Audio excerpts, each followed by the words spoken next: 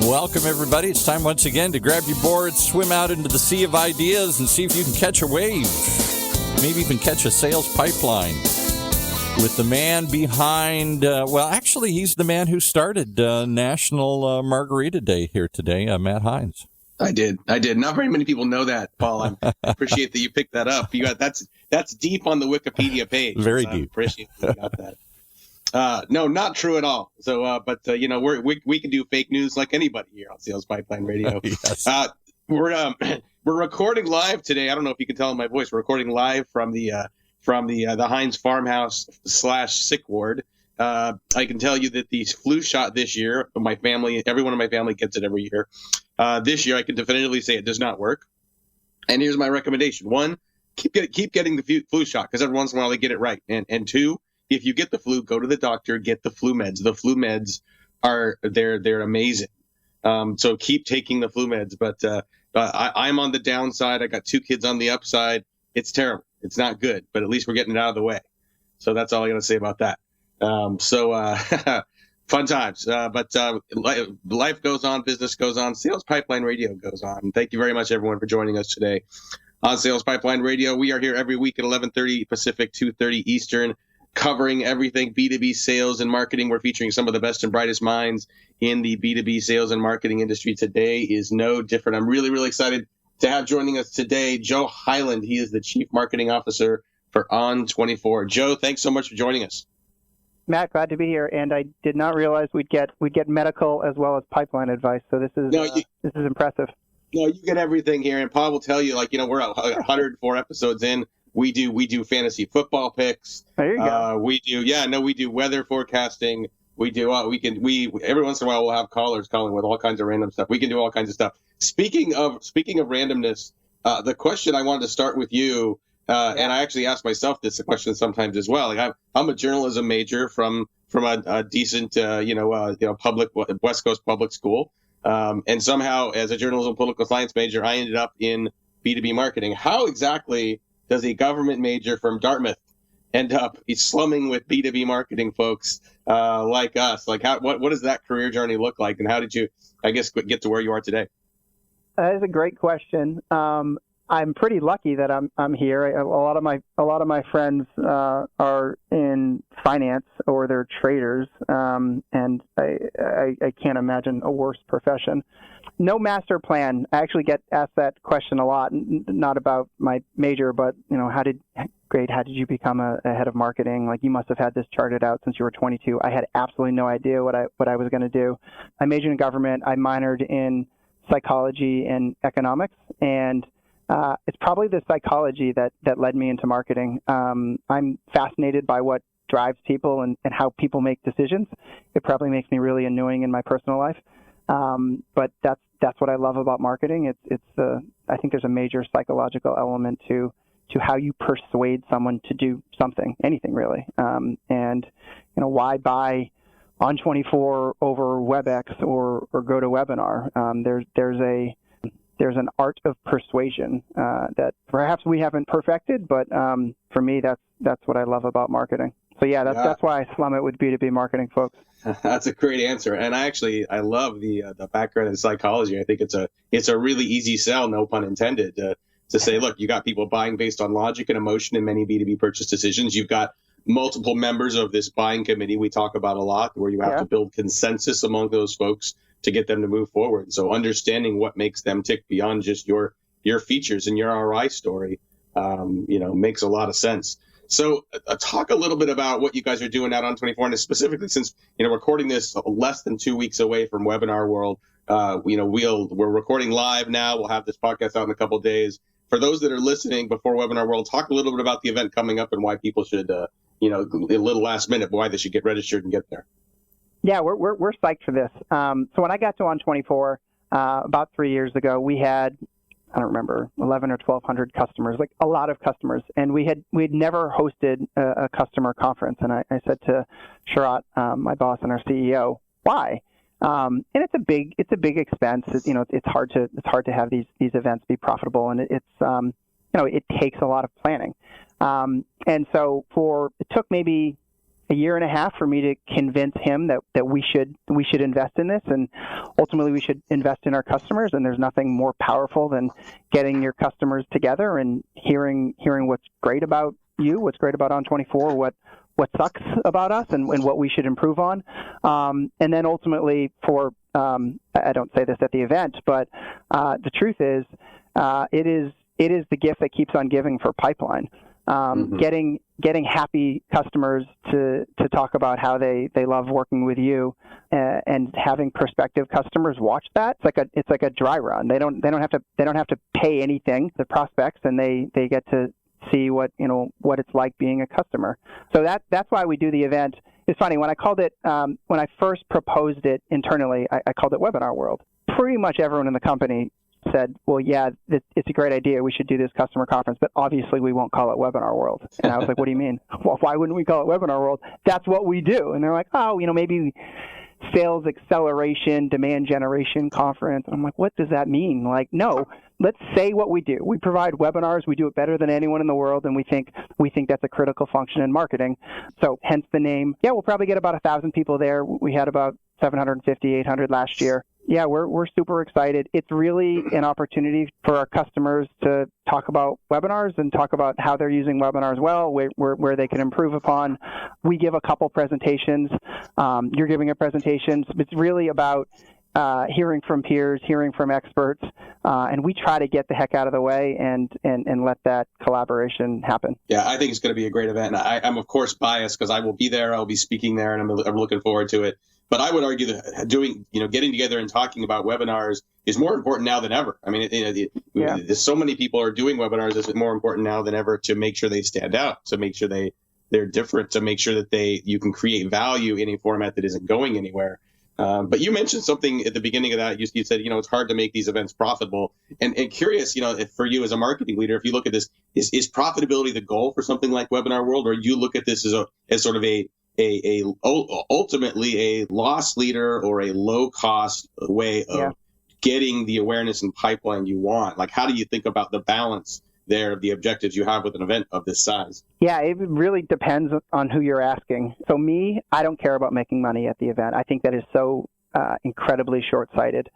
When we talk about this at the board level, I mean, it's not surprising that we were encouraged to have this be profitable. And I said, listen, this is an investment in our customers. I mean, this is really an event for our customers. I think ultimately the event will pay for itself, but it's on the back end, and it's contracts that we'll be getting out of customers or prospective customers, who are considering working with On24. In the end, does it work out for us? Yes, but I really don't care about that. For me, if we've only done one event, by the way, so we did it last year. It was a phenomenal event. I loved it. The idea was to have marketers talk about things that work incredibly well for them, mostly around webinars, but not completely. We talked about integrated campaigns, how to do it right, how not to do it right, how to avoid drive-by marketing, how to differentiate yourself. And yeah, of course, webinars were involved, but it was really a marketing conversation versus just a tool or a tactic discussion. So net, will it make money anytime in the near future? No. Even what we charge doesn't cover the cost of the event, and a whole bunch of people end up getting discount codes, because for us it's important that it's an exciting event, and we can make it profitable and have 250 people there, and what's the point? So yeah, not our goal, and I don't see that changing anytime soon. I like that a lot. I want to talk a little more when we come back from our commercial break about integrated marketing and I think finally we're starting to come back from the growth hacker phase of everything has to be measured and everything has to have a specific revenue target. And as much as I'm a math marketer, and I know you are as well, that, to be able to do events like this where that they fit into the broader picture, that the body of work is required to get you where you want to go from a revenue and growth standpoint. I'll talk more about that. We got to pay a couple bills first real quick. We'll be back with more with Joe Hyland. He's the CMO of On24. We'll be talking more with Joe about integrated marketing, sales and marketing alignment, and lots more. We'll be right back. You're listening to Sales Pipeline Radio. In a world where the speed of innovation and change in B2B marketing has never been greater, the only thing bigger is the need for clarity, for a blueprint, for a guide to what's really working. And how about a way to apply it specifically today to increase sales pipeline growth velocity, and most of all, conversion. That's what you'll find in the Modern Marketer's Field Guide. And amazingly, you can download it for free. HeinzMarketing.com, just like it sounds, HeinzMarketing. It encompasses the entire sales and marketing cycle, but in quick bursts with lots of specific, actionable ideas, strategies, tactics you can put to work right away, like today. The loaded table of contents helps you narrow in and tackle a problem. And it's something you can come back to over and over again as a reference guide. Why not download your free copy of the Modern Marketer's Field Guide? It's free. HeinzMarketing.com, just like it sounds. HEINZ Marketing.com. All right, back to Matt and his guest. And before he does, I just got to point out, you both had political science backgrounds. I was a political science major, too. So it just shows you the power of that degree here. The power of that degree. And also, I think, when you think about the psychological impact of studying politics, through the years, and not just U.S. politics, but, throughout world history and the nature of political science, and think about sort of the logic and emotion that goes into those waves of decisions and everything. It's quite interesting. There you go. Yeah, well, so like Joe said, we cover everything here. We got politics. We try not to do a whole lot of politics here on Sales Pipeline Radio, but we get into health recommendations. We get into college football. If anyone wants my way too early top 25 college football predictions, or more importantly, if you want to hear my Ivy League, no, I'm kidding. I'm not going to go there. But so don't ask him about his barbecue recipes. That's another one here. No, we'll be done. Well, 15 minutes later, we'll be all done. Well, we're out of time. We got to go. Boy, I totally got off topic. I lost my thought. Sales Pipeline Radio, we're back. We did not get a chance to set this up at the beginning very well here, Paul. Sales Pipeline Radio. If you like what you're hearing today, if you're still with us after this zigzag conversation, it is entirely my fault. I'm blaming the flu. I get that chance this week. Definitely check us out. We are on the iTunes and the Google Play, where you can subscribe to every episode. Don't miss a single future episode of Sales Pipeline Radio. You can catch every episode, past, present, and future, of Sales Pipeline Radio at salespipelineradio.com. Every episode is available on demand. And coming up in the next couple of weeks, got some more amazing guests. Next week, the very beginning of March, we have Jill Conrad. She's one of my favorite sales authors and speakers. She's written a number of books that have become seminal works in the sales space. Jill Conrad joining us next week, followed by Manny Medina. He is the CEO of Outreach, and we're going to be talking to him about technology that your sales team can trust, and is there trust that could be built between technology and your sales organization and your prospects, and how to make that balance work. But today we're going to continue to talk a little more with Joe Hyland. He is the CMO of On24. And Joe, before we went off to the break, we were talking a little bit about how to justify things like 1,000 person, 2,000 person user conference. And last year's Webinar World went really, really well. Got another one coming up here in a couple of weeks. You mentioned sort of looking at that and saying, yeah, we've got objectives for it, but I don't need it to immediately be profitable for it to be successful. Talk about how that perspective manifests itself in the way you look at integrated marketing campaigns overall. I mean, obviously, you're being held to a number. You're expecting marketing to contribute to revenue and sales goals within the company. But it sounds like you don't necessarily need every individual tactic, every individual instance of marketing to be cost justified. How do you think about that from an integrated marketing standpoint? Well, you said something interesting when we were talking the other day, which was scorched earth marketing, where this stems from the growth hacker movement. I think more and more CEOs, particularly of smaller and medium-sized companies that are trying to grow super fast, are understanding and recognizing the importance of pipeline. So that part's great. I think marketers are playing a bigger and bigger role in that, and some are even stepping up to own it. Whether that's a good idea or not is a different discussion. So it's easy to become frenetic and have this week by week or almost day by day deluge of move away from building something that's ultimately going to last. And so I would take a step back, and I look at marketing, actually a similar basic principle that I would for economics. One of my first economic professors said to me early on, he said, it's super simple, but you either understand this basic tenet or you don't. And he drew a supply and demand curve and said, does this make sense? I was 18 years old, and I knew nothing, but I said, yeah, I kind of get that. And he said, okay, you should explore economics. I think you'll find it interesting. And I say that because I think in marketing, the basic tenet, the corollary for supply and demand for economics is always about your audience, and it is never about you. And that is so simple, but marketers stop more times than not. And it's so easy to, because we have this pressure and we have these great products, and the market absolutely needs our service, you name it, right? I think once you slide down that slippery slope, that's when you stop running integrated campaigns. That's when you stop having more of a holistic view of your marketing.